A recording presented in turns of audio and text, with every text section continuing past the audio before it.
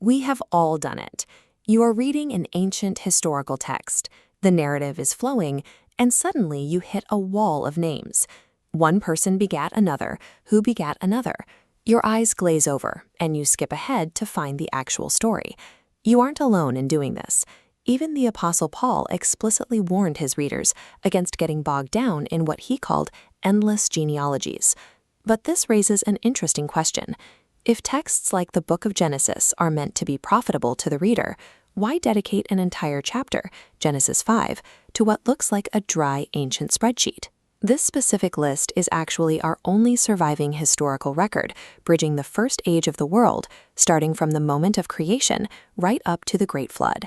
This animated chart shows the rigorous mathematical code built into the text.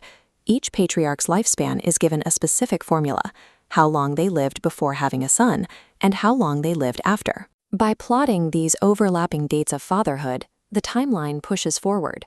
Doing the math, this verifiable bridge spans an exact figure, 1,656 years.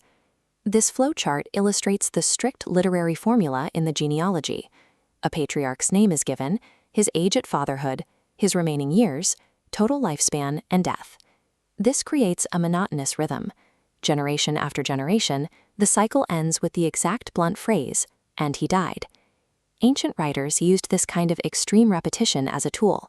When a pattern this rigid is established, any slight deviation forces the reader to stop and consider the specific weight of the next detail. We see the very first intentional break in the text right at the beginning, with Adam and his son Seth.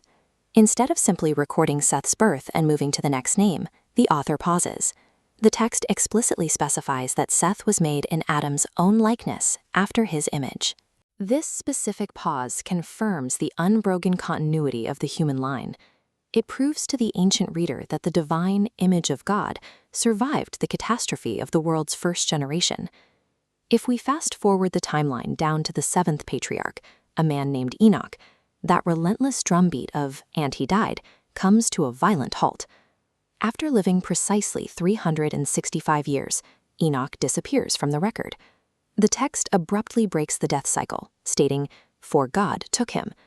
This introduces the theological concept of translation, the rare phenomenon where a person bypasses physical death entirely due to an exceptionally close relationship with the divine.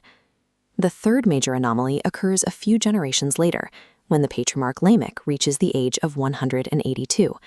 Once again, the rigid formula shatters. Lamech stops to offer a prophecy, naming his newborn son Noah, a name meaning comfort, as a desperate plea for relief from the heavy toil of a cursed earth. These intentional breaks in the rhythm track the spiritual outliers, the specific individuals who preserved hope right up to the edge of the impending flood. This graph displays the completed timeline from Adam down to Noah in its entirety. We can see the massive span of the early world, marked clearly by the bright nodes where the text broke its pattern. This mathematical bridge functions as a lifeline meant to be traced through history, extending far beyond the approach of a global catastrophe. This specific lineage forms the exact pedigree of what Genesis calls the seed of the woman. That phrase refers to the earliest divine promise of a future savior, a vow made in the opening chapters of the text.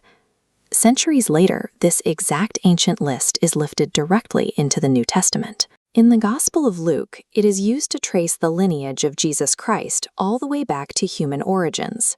This intricately engineered theological map forms a 1,656-year chain, tracing the survival of a single promise from the earliest days of humanity.